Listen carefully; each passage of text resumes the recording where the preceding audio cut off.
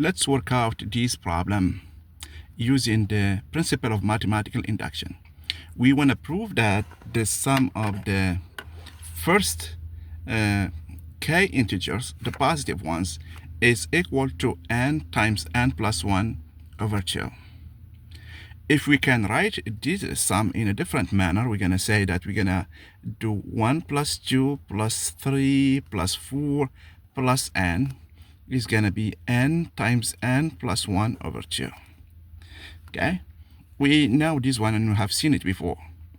A good way to remember this is if we started from 1 and the increment is by 1 and we stopped at n, then this sum is equal to the last element, which is n, times the next divided by 2.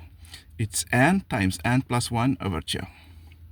So to prove this one by induction, we're gonna call Pn our statement, which is the sum of the k's between 1 and n is equal to n times n plus 1 over 2. Okay? So we will use the principle of mathematical induction. So first we're going to prove that P of 1 is true. That means the sum 1k is 1. And in this case, k is equal to 1 is equal to n is equal to 1. Is true. So on the left side, we have just 1 because we go into from 1 when we stop at 1. That means we have only 1. On the right side, we have n is 1. That means we have 1 times 1 plus 1, which is 2 over 2. And this is 2 over 2, which is 1. This means that our statement is true when n is 1. Now we're going to assume that our statement Pn, which is the sum of the k's, k going from 1 to n is n times n plus 1 over 2, is true. And we're going to prove that, so this is the induction hypothesis. Okay, we assume this is true, and we're going to prove Pn plus 1 is true. That means we need to prove that the sum k going from 1 to n plus 1 is equal to n plus 1 times n plus 2 over 2. Okay, so we always do this.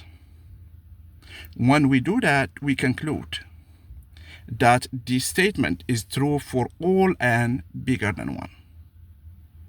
Okay, so the issue that we face all the time is how can we get from here to here? Okay, it depends on the problem. And most of the time, we use algebra, we use differentiation, we use addition, we use whatever the problem is related to the tools that we have. In our case, we assume that this induction hypothesis is true. So we assume that the sum k going from 1 to n is equal to n times n plus 1 over 2. Okay, we assume that this one is true. So to prove that Pn plus 1 is true, we need to add n plus 1 to both sides. Okay, because we are working in n, and in the sum in n is doesn't change anything. Okay, we can add elements in n, and let's see. So once we add, so we're gonna say add n plus 1 to both sides, and the induction hypothesis, this one or this one here. So once we add n plus 1, our left side is going to be written in this manner. So I stopped at n, but I can stop at n plus 1. The sigma notation is going to be the sum from k going from 1 to n plus 1 of the k's. Okay, so this is another way of writing this one. On the right side, I have n times n plus 1 over 2 plus n plus 1. Now this one, okay, if I can write this one in this form, I have proved the Pn plus 1 statement. Okay, here I can use algebra Okay, so what I'm gonna do is, okay, to make this one easier, so I'm gonna multiply by 2 and divide by 2. Okay, and here I have these 2 here, and I have this n plus 1 as a common factor. So I can write n plus 1 times n plus 2 over 2. Did I prove the statement?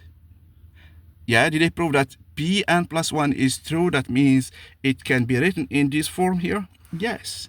So once I change n to n plus 1, I have n plus 1 times n plus 2 over 2.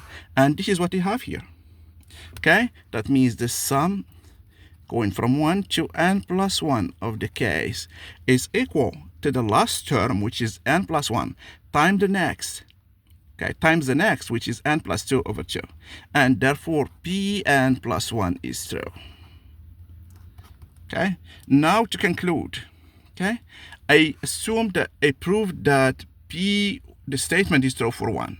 I assumed that P, the statement, is true for n, and I proved that it's true for n plus 1.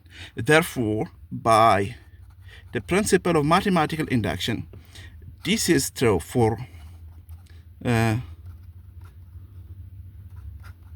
all n bigger than 1. Okay, so the principle of mathematical induction let me conclude that I can write this one for any n. If n is 200, if n is 2000, if n is 20 millions, I can write it like this way. Okay, so this is a simpler version, or we did all the steps that we need to prove this statement using the principle of mathematical induction.